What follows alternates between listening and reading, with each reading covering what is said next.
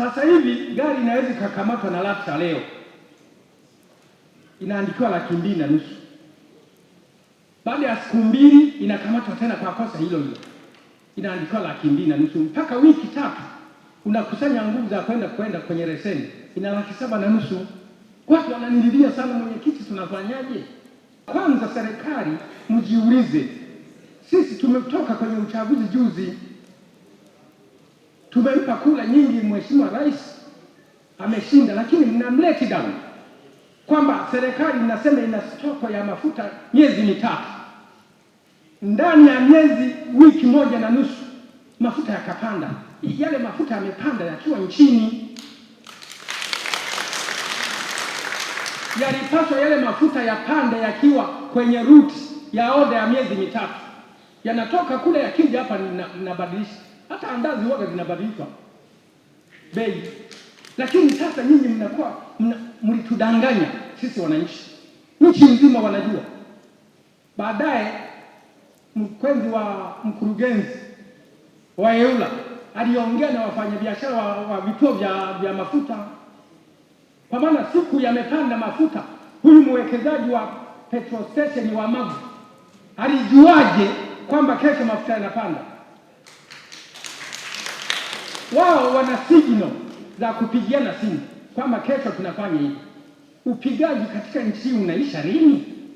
Leo wananchi hao wamekuja kushuhudia kama harusi ambao leo tunataka tufunge harusi na mwanamume mwingine. Tunataka kutoka kwenye shilingi 600 twende kwenye shilingi 800.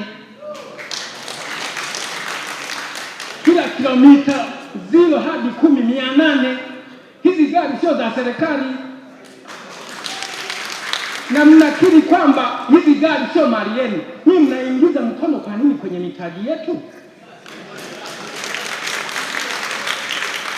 Kwa maana mimi kama mfanyabiashara wa daladala au basi, ni sekta binafsi ambayo inajitegemea kabisa, na serikali tunalipa kodi zote.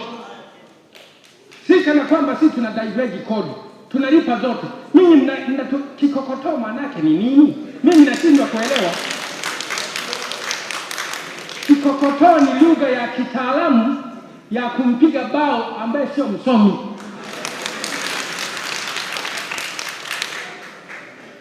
Mimi nataka niseme ukweli na sitaki kuchukua muda sasa.